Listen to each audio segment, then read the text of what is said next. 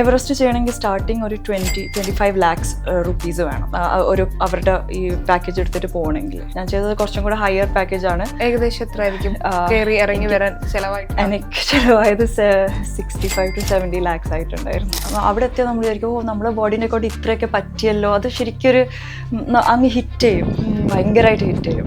Submit push എന്നൊക്കെ പറഞ്ഞ് 24 hours ഒക്കെയാണ് ഒറ്റയടിക്ക് ഇങ്ങനെ നടക്കുന്നത്. അതും ഹൈ ഇൻറ്റൻസിറ്റി വർക്കൗട്ടും അല്ല, കാരണം ഞങ്ങളുടെ ഹാർട്ട് ബീറ്റ് ചെയ്യുന്നത് 120, 130 ആ ഒരു റേറ്റിലാണ്. അത്രയും ഹൈറ്റിൽ ഹാർട്ട് ബീറ്റ് ചെയ്തുകൊണ്ടിരിക്കുന്നത്. ഇതിപ്പോൾ അവിടെ പോകാനായിട്ട് ഈ ഔട്ട്ഫിറ്റും ഗിയേഴ്സ് ഒക്കെ ആയിട്ട് ടോട്ടൽ എത്ര?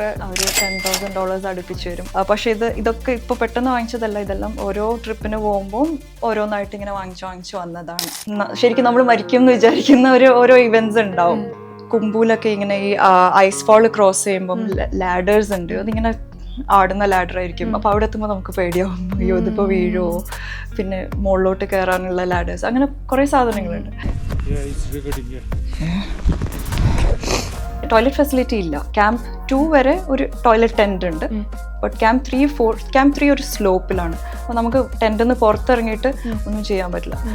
എവറസ്റ്റ് ബേസ് ക്യാമ്പ് കഴിഞ്ഞാൽ 4 ക്യാമ്പ്സ് മുകളിലോട്ടുണ്ട്. Like camp 1 6,100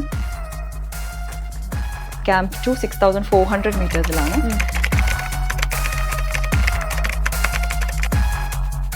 camp 3 7,000 മീറ്ററിലാണ്.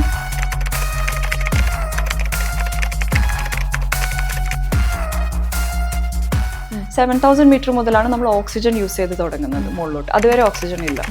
Camp 4 8,000 മീറ്ററിനാണ്. Base camp മുതൽ ഒരു -20 ആണ് മുകളിലോട്ട് പോകുന്തോറും. ഇവിടെ ഉള്ളതിനേക്കാളും 1/3 ഓക്സിജൻ അങ്ങനെ അവിടെ ഉള്ളൂ. അതുപോലെ തന്നെ നമ്മൾ ബ്രെയിനിലേക്കൊക്കെ ഉള്ള ഓക്സിജൻ സപ്ലൈ ഭയങ്കര കുറവായിരിക്കും. 8,000 മീറ്ററിന്റെ മുകളിൽ ലൈഫ് സസ്റ്റെയിൻ ചെയ്യാൻ പറ്റില്ല. മൗണ്ടൻ ആണ്, പണക്കാരനാണോ പാവപ്പെട്ടാണോ ഒന്നും നോക്കൂല. ആർക്കും എന്തും സംഭവിക്കാം. എപ്പോഴും നമ്മൾ ഈ ലക്ഷ്യത്തിൽ എത്താൻ വേണ്ടിയിട്ട് എന്തെങ്കിലും ഒരു സ്ട്രോങ് റീസൺ ഉണ്ടാവണം. ആ റീസണിൽ മുറുക്കി പിടിക്കാൻ നമുക്ക് പറ്റണം. ഇല്ലെങ്കിൽ നമ്മൾ എപ്പോഴും കാല് പതറിയിട്ട് പകുതി വഴിക്കുന്ന നിർത്തി തിരിച്ചു വരാൻ തോന്നും. അതെപ്പോഴും നമ്മൾ എന്താ പറയുക, നമ്മൾ ആലോചിക്കാൻ പറ്റാത്ത പല എക്സ്പീരിയൻസസ് ഉണ്ടാവും. പെട്ടെന്നായിരിക്കും വെതർ മാറുക. അപ്പോൾ നമ്മൾ ഓൾറെഡി ഭയങ്കര ടയേർഡായിരിക്കും. അപ്പോൾ ഇങ്ങനെ ഓരോ ഇത് ഹാൻഡിൽ ചെയ്യേണ്ടി വരും. പിന്നെ ആ കുംബൂലൊക്കെ ഇങ്ങനെ ഈ ഐസ് ഫാൾ ക്രോസ് ചെയ്യുമ്പം ലാഡേഴ്സ് ഉണ്ട്. അതിങ്ങനെ ആടുന്ന ലാഡർ ആയിരിക്കും. അപ്പോൾ അവിടെ എത്തുമ്പോൾ നമുക്ക് പേടിയാവും, അയ്യോ ഇതിപ്പോൾ വീഴുമോ. പിന്നെ മുകളിലോട്ട് കയറാനുള്ള ലാഡേഴ്സ്, അങ്ങനെ കുറേ സാധനങ്ങളുണ്ട്. സോ ഇടയ്ക്ക് വിചാരിക്കും ഞാൻ ചിലപ്പോൾ ഇപ്പം മരിച്ചു പോകും. ഞങ്ങളൊക്കെ നടക്കുമ്പോൾ ഞങ്ങൾ നടക്കുന്നതിൻ്റെ സൈഡിൽ നിന്ന് തന്നെ ഇത് ആവലാഞ്ച് ഇതുണ്ടായിട്ട് ഐസ് ഫാൾ ഫുൾ ക്രാക്ക് ചെയ്ത് വീണു. എല്ലാവരും ഭയങ്കര പേടിച്ച് തിരിച്ചോടി. സോ ഇതെന്ന് പറഞ്ഞാൽ നമ്മൾ ശരിക്കും ഷെയ്ക്ക് ചെയ്യുന്നത്. അപ്പം നമുക്ക് ആ സ്ട്രോങ് മെന്റൽ ഇതില്ലെങ്കിൽ വി വിൽ ഗിവ് അപ്പ്. അവിടെ നിന്ന് തന്നെ നിർത്തി, ഇനി മതി, ഞാൻ വീട്ടിൽ പോവാം. ഞാൻ ഒരുപാട് പ്രാവശ്യം തോന്നിയിട്ടുണ്ട്. അപ്പോഴൊക്കെ ഹസ്ബൻഡിനെ വിളിക്കും, പുള്ളിക്കാരൻ പറയില്ല, you are the strongest person I know, you have to continue. Safe, എത്രത്തോളം സേഫ് ആണ്, and trust your guide, you got one of the best guides. അപ്പം അങ്ങനെ നമ്മുടെ ലക്ഷ്യത്തിനൊരു റീസൺ ഉണ്ടെന്ന് പറയല്ലേ, എന്തായിരുന്നു ഇവിടുത്തെ ഒരു റീസൺ? എനിക്ക് മലമുഴൻ കയറണം എന്നതിൻ്റെ ഒരു ലക്ഷ്യസ്ഥാനത്ത് എത്തണം എന്നതിൻ്റെ ഒരു എൻ്റെ മെയിൻ റീസൺ എൻ്റെ മോൾക്ക് കാണിച്ചു കൊടുക്കണം, നത്തിങ് ഈസ് ഇമ്പോസിബിൾ. മോള് 15 years old ആണ്. അപ്പോൾ അവൾ ഒന്നിലും വലിയൊരു എന്താ പറയുക ഇൻട്രസ്റ്റ് കാണിക്കാത്ത ഒരാളാണ്. അപ്പോൾ അവൾ എന്ത് പറഞ്ഞാൽ that's okay, I don't want to take part in that competition, it's not big deal അങ്ങനെ. അപ്പോൾ I wanted to show her, നമ്മൾ മനസ്സ് വെച്ചാൽ എന്തും നമുക്ക് നേടാൻ പറ്റും. എവറസ്റ്റ് ആണെങ്കിലും എന്താണെങ്കിലും. ആൾക്കിപ്പോ ഒരു സൂപ്പർ മമ്മാണ്. അപ്പോൾ നടക്കാൻ വരെ ഇഷ്ടമില്ലാത്ത ആളാണ്. ഇപ്പൊ പറഞ്ഞു എനിക്കൊന്ന് ട്രെക്ക് ചെയ്യണം, കിളിമഞ്ചാരോ ഒന്ന് പോകണം എന്ന്. അപ്പൊ ഞങ്ങൾ അടുത്ത മാസം കിളിമഞ്ചാരോ പോകാനിരിക്കുകയാണ്. മാറ്റങ്ങൾ വന്നു തുടങ്ങി. കേട്ടപ്പോ നമുക്ക് ഭയങ്കര സന്തോഷമായി. As a family we are going to Kilimanjaro next month. ഇപ്പം ടെക്നിക്കലി നമുക്ക് അറിയണമെന്നുണ്ട്. ഇപ്പൊ നമുക്ക് അവിടെ റേഞ്ച് ഉണ്ടാവില്ല, അതിനായിട്ട് നിങ്ങൾക്ക് നിർദ്ദേശങ്ങളൊക്കെ കൈമാറാൻ വേണ്ടി ഒരു ആപ്പ് ഉണ്ടോ? ടെക്നിക്കലി അങ്ങനെയുള്ള എന്തെങ്കിലും ഉണ്ടോ? ബേസ് ക്യാമ്പ് വരെ ഇതുണ്ട്. സ്റ്റാർലിങ്ക് അല്ല, എവറസ്റ്റ് ലിങ്ക് എന്ന് പറഞ്ഞൊരു സാറ്റലൈറ്റ് കമ്മ്യൂണിക്കേഷൻ ഉണ്ട്. അപ്പോൾ നമുക്ക് വൈഫൈ എല്ലാവർക്കും ഉണ്ട് ബേസ് ക്യാമ്പിൽ. അത് വെതർ മോശമാകുമ്പോൾ കിട്ടില്ല, but most of the time ഉണ്ട്.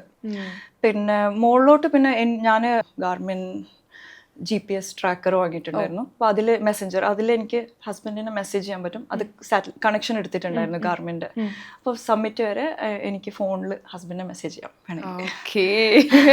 ഇപ്പം എവറസ്റ്റ് കീഴടക്കുക എന്ന് പറയുന്ന ഒത്തിരി പേരുടെ ആഗ്രഹമാണ്. അത് പരാജയപ്പെട്ട് ഒത്തിരി പേര് തിരിച്ചു വന്നിട്ടുണ്ട്. ഒരുപാട് പേരുടെ ജീവൻ നഷ്ടമായിട്ടുണ്ട്.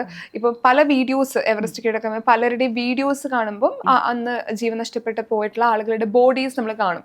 അപ്പൊ നമുക്ക് തന്നെ കാണുമ്പോൾ കൈയും കാലും വിറക്കും. ഇത് റിയൽ ബോഡി തന്നെയാണോ എന്ന് വരെ തോന്നിയിട്ടുണ്ട്. ശരിക്കും നേരിട്ട് കാണുമ്പോൾ ഒരു അവസ്ഥ എങ്ങനെയാണ്? ശരിയാണ്. നമ്മൾ പോകുന്നതിന് മുന്നേ ഫോർ എക്സാമ്പിൾ ബേസ് ക്യാമ്പിൽ എത്തിയപ്പോൾ മുതലേ നമ്മൾ ഇൻസ്റ്റഗ്രാം ഫീഡ് മുഴുവനും ഈ ബോഡീസിൻ്റെ റീൽസ് ആണ് വരുന്നത്. എന്താണെന്നറിയില്ല, അവിടെ എത്തിയ മുതൽ ഫുൾ ഷെർപ്പാസ് ബോഡി വലിച്ചുകൊണ്ടുവന്നതും അല്ലെങ്കിൽ ബോഡി അവിടെ ഇവിടെ കിടക്കുന്നതൊക്കെ. നമ്മൾ ഭയങ്കര പ്രിപ്പയർഡ് ആണ് ഇതിങ്ങനെ കണ്ട് കണ്ട് കണ്ട്. നമ്മൾ വിചാരിച്ചത് ഇൻസെൻസിറ്റീവ് ആയിട്ടുണ്ടാവും. പക്ഷേ നമ്മൾ സമ്മിറ്റ് പുഷ് തുടങ്ങി അന്ന് ഒരാൾ മരിച്ചു എന്ന് നമ്മൾ കേട്ടു, ഒരു ഫിലിപ്പിനോ പേഴ്സൺ. അപ്പോൾ നമ്മളത് ക്യാമ്പ് 4 എത്തുമ്പോഴേക്കും അയാളുടെ ബോഡി അവിടെ തന്നെ കിടക്കുന്നുണ്ട്. അയാൾ ക്യാമ്പ് 4 ജസ്റ്റ് ഒന്ന് വിശ്രമിക്കാൻ കിടന്നതാണ്. അയാൾ പിന്നെ എഴുന്നേറ്റില്ല. അപ്പോൾ അതാണ് ഉണ്ടായത്. അപ്പോൾ ഇത് ആളാണെങ്കിൽ ഭയങ്കര എക്സ്പീരിയൻസ് മൗണ്ടനിയറും ആണ്. അപ്പം ഇതൊക്കെ നമ്മൾ ആ ബോഡി ഫേസ് ചെയ്യുമ്പം ശരിക്കും പറഞ്ഞാൽ നമുക്കിങ്ങനെ വിറക്കും. ബിക്കോസ് നമ്മളെപ്പോലെ തന്നെ ഉള്ള ഒരാളാണ്, അതേ സ്വപ്നം വെച്ച് വന്ന ഒരാളാണ് അയാളിങ്ങനെ അവിടെ കിടക്കുന്നത്. അയാളെ ക്രോസ് ചെയ്തിട്ട് വേണം പോവാൻ ക്യാമ്പ് 4 എത്താൻ. പിന്നെ സമ്മിറ്റിൻ്റെ അടുത്ത് ഹില്ലാരി സ്റ്റെപ്പിൽ ഒരു പഴയൊരു ബോഡി കിടക്കുന്നുണ്ട്. ഒരു 10-25 വർഷമായിട്ടുള്ള ഒരു ഡോൺ ക്യാഷ് എന്ന് പറഞ്ഞ ഒരാളുടെ. അയാളുടെ ഫാമിലി പറഞ്ഞു he loves mountains, so leave him there. അതുകൊണ്ട് അയാൾ ഇപ്പോഴും അവിടെ തന്നെ കിടക്കുക. എല്ലാവരും അയാളുടെ സൈഡിൽ ഒരു കുറച്ച് നേരം നിന്നിട്ടൊക്കെയാണ് പോകാൻ. ബിക്കോസ് ഹില്ലാരി സ്റ്റെപ്പ് കുറച്ചൊരു ടെക്നിക്കലി ഹാർഡായിട്ടുള്ള സ്ഥലമാണ്. സ്ലാൻഡിങ് റോക്സ് ആണ്, ക്ലോസ് ടു ദ സമ്മിറ്റ്. അപ്പം എന്തായാലും ആൾക്കാർ അവിടെ ടൈം സ്പെൻഡ് ചെയ്തിട്ടേ പോകുള്ളൂ. അപ്പോൾ അയാളിങ്ങനെ കണ്ടുകൊണ്ടിരിക്കും നമ്മൾ. അപ്പോഴും നമ്മൾക്കിങ്ങനെ വിറക്കും. ബിക്കോസ് എന്തും സംഭവിക്കാം. പിന്നെ നമ്മൾ സമ്മിറ്റിൻ്റെ അടുത്തെത്തുമ്പോഴേക്കും വേറൊരു ഇന്ത്യൻ മരിച്ചിട്ടുണ്ടായിരുന്നു. അയാളുടെ ബോഡി അവിടെ ഉണ്ടായിരുന്നു. സമ്മിറ്റ് കഴിഞ്ഞ് തിരിച്ചിറങ്ങുമ്പോൾ വേറൊരു ഇന്ത്യൻ മരിച്ചിട്ടുണ്ടായിരുന്നു. അവരുടെ ബോഡിയും ഉണ്ടായിരുന്നു. അപ്പം ഇങ്ങനെ എല്ലാം കൂടെ 4 ബോഡീസ് ആയിരുന്നു കണ്ടത്. ഇപ്പം ഒത്തിരി പേര് അങ്ങനെ മരിക്കുന്ന കാര്യങ്ങൾ പറഞ്ഞല്ലോ. അപ്പം അതിനുള്ളൊരു റീസൺ എന്താണ്? ഹെൽത്ത് കണ്ടീഷൻസ് എങ്ങനെ വരുമ്പോഴാണ് ഇങ്ങനെ ഒരു മരണം സംഭവിക്കുന്നത്? അത് ഈ 8000 മീറ്ററിൻ്റെ മുകളിൽ ലൈഫ് സസ്റ്റെയിൻ ചെയ്യാൻ പറ്റില്ല. നമ്മളെ ബോഡി മരിച്ചുകൊണ്ടിരിക്കുകയാണ്. നമ്മളിപ്പോൾ സപ്ലിമെൻ്റൽ ഓക്സിജൻ ഉണ്ട്, പക്ഷെ അത് നമ്മളെ ബ്രീത്തിങ്ങിന് ഹെൽപ്പ് ചെയ്യുന്നതാണ്. ബട്ട് നമുക്കറിയാം നമ്മളുടെ ബോഡിയിലെ ഓരോ സെൽസും ബ്രീത്ത് ചെയ്യുന്നുണ്ട്. ലൈക്ക് നമ്മളുടെ കണ്ണിൻ്റെ സെൽസ്, നമ്മൾ ബ്രെയിൻ, എല്ലാ സെൽസും ബ്രീത്ത് ചെയ്യുന്നുണ്ട് ഫ്രം ദ അറ്റ്മോസ്ഫിയർ. ഓക്കെ, അപ്പോൾ ഈ 8000 മീറ്ററിൽ എത്തുമ്പം ഇവിടെ ഉള്ളതിനേക്കാളും 1/3 ഓക്സിജൻ അങ്ങനെ അവിടെ ഉള്ളൂ. അപ്പം ലൈഫ് സസ്റ്റൈനബിൾ അല്ല. പിന്നെ പ്രഷറും ഇവിടെ ഉള്ളതിനേക്കാളും 1/3 പ്രഷറും അറ്റ്മോസ്ഫിയറിക് പ്രഷറും അവിടെ ഉള്ളൂ. അപ്പോൾ ഈ സെൽ ബ്രീത്തിങ് നടക്കില്ല. അതുപോലെ തന്നെ നമ്മളെ ബ്രെയിനിലേക്കൊക്കെ ഉള്ള ഓക്സിജൻ സപ്ലൈ ഭയങ്കര കുറവായിരിക്കും. ഓക്കെ, അതാണ് one of the main reasons.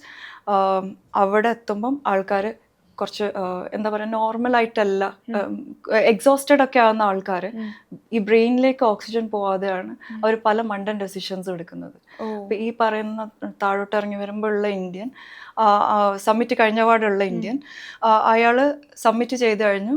പിന്നെ അയാൾ അവിടെ തന്നെ ഒരു ഇരുത്തം. അയാൾ പറഞ്ഞു ഇനി ഞാൻ നടക്കൂല, എനിക്ക് വയ്യാന്ന് പറഞ്ഞു. അയാളുടെ ഗൈഡ് കുറേ ഒരു രാത്രി വരെ അയാളുടെ കൂടെ നിന്ന്, പക്ഷെ അയാൾ ഇറങ്ങിയില്ല. ഫൈനലി അയാൾ മരിച്ചിട്ടാണ് ഗൈഡ് താഴോട്ടേക്ക് വന്നത്. ഇങ്ങനെ ഓരോ ഡെസിഷൻസ് എടുക്കുന്നത് ബ്രെയിനിൽ ഓക്സിജൻ ഇല്ലാതാവുമ്പം ഓരോ ഹാലുസിനേഷൻസും ഇല്ലാത്ത ചില ആൾക്കാർ, എനിക്കറിയില്ല നിങ്ങൾ എവറസ്റ്റ് മൂവി കണ്ടിട്ടുണ്ടോ? അതിൽ അയാളുടെ ഗ്ലൗസും ഡ്രസ്സൊക്കെ ഊരി ചാടാൻ തുടങ്ങി. ചൂടെടുക്കുന്നു. But it's -40. ചൂടെടുക്കാൻ ഒരു വഴിയില്ല. But brain place games on your mind. So ഇതാണ് അവിടെ സംഭവിക്കുന്നത് മെയിൻലി. പിന്നെ എക്സോഷൻ ഹിറ്റ് ചെയ്യുമ്പോൾ അത് പെട്ടെന്ന് ഹിറ്റ് ചെയ്യാൻ നമുക്ക് ഒരു വാർണിങ്ങും ഉണ്ടാവില്ല. എനിക്കൊക്കെ അത് തോന്നിയിട്ടുണ്ട്. അവിടുന്ന് ജസ്റ്റ് ഇങ്ങനെ അവിടെ ഇരിക്കാൻ തോന്നും. ഇങ്ങനെ നമ്മളിങ്ങനെ ചിരിച്ചുകൊണ്ടാണ് ഉള്ളത്. ഇങ്ങനെ പറയും എനിക്ക് കഴിയില്ല, ഞാൻ ഇവിടെ ഇരുന്നോട്ടെ. നമ്മൾ അങ്ങനെ എന്താ പറയുക, ആഗണൈസ്ഡ് ഒന്നും അല്ല, ചിരിച്ചുകൊണ്ടാണ് ഇവിടെ ഇരുന്നാൽ നല്ല സുഖമുണ്ട് എന്നുള്ളൊരു ഫീലിംഗ് ഇങ്ങനെ വരും. ഹാലൂസിനേറ്റ് ചെയ്യാണ് നമ്മൾ ആക്ച്വലി. ഞാനൊക്കെ സമ്മിറ്റിൽ നിന്ന് ഇറങ്ങുമ്പം എനിക്ക് ഭയങ്കര ഡിസിയാണ്. ഞാൻ കുറേ നേരം ഓക്സിജൻ മാസ്ക് ഇല്ലാതെയായിരുന്നു സമ്മിറ്റിലിരുന്നത്. കണ്ണട ഊരി വെച്ചു. അപ്പോൾ ഫൈനലി ഇറങ്ങാൻ നോക്കുമ്പോൾ ഇങ്ങനെ ഡിസി ആയിട്ട് കാല് വെക്കാൻ പറ്റുന്നില്ല. ആ സമയത്ത് എനിക്കും ഇതേ ഫീലിംഗ് ആയിരുന്നു ഉണ്ടായിരുന്നത്. ആ ഓക്സിജൻ ലെസ് ആയത് കാരണം I was like can I sit here എന്നുള്ളൊരു ചോദ്യം ഇങ്ങനെ ചെയ്യും. അപ്പോൾ അയാൾ പറഞ്ഞു no we have to go fast എന്നിട്ട് അയാൾ പിടിച്ച് വലിച്ച് താഴോട്ടേക്ക് ഇറക്കി. Okay. അതാണ് ഉണ്ടായത്. അതായത് കൂടെ അത്രയും എക്സ്പീരിയൻസ് ആയിട്ടുള്ള ആളുകൾ കൂടെ ഉണ്ടാവുന്ന സമയത്ത് നമുക്ക് കുറച്ചും കൂടി ഹെൽപ്ഫുൾ ആവും. ആണ് പക്ഷെ എല്ലാവരും ഗ്രൂപ്പായിട്ടൊക്കെ തന്നെ പോകും, എല്ലാവർക്കും അവരുടെ ഗൈഡ് ഉണ്ടാവും കൂടെ. പക്ഷേ അവിടുന്ന് എല്ലാവർക്കും അവരുടെ സ്വന്തം അല്ലാതെ വേറെ ഒരാളെ മാനേജ് ചെയ്യാൻ ഇടങ്ങാറാണ് അത്രയും ഹൈറ്റിൽ. പറ്റൂല. നമ്മൾ തന്നെ നമ്മളെ ബോഡി തന്നെ അവിടെ എത്തിക്കുന്നത് എങ്ങനെയൊക്കെയാണ്. അപ്പോൾ വേറെ ഒരാളെയും കൂടെ ചുമന്ന് പോകണമെങ്കിൽ ഭയങ്കര പാടാണ്. എനിക്കൊന്നൊരു ഇന്റർവ്യൂവിൽ പറയുന്നുണ്ടായിരുന്നു, അതായത് ഞാൻ എവറസ്റ്റ് കീഴടക്കാൻ പോയിന്ന് തിരിച്ചു വരുമ്പോഴത്തേക്ക് ഞാൻ കുറച്ചും കൂടി സ്ട്രോങ് ആയി. ചിലപ്പം ഈ കാരണങ്ങളൊക്കെ കൊണ്ട് തന്നെയായിരിക്കും.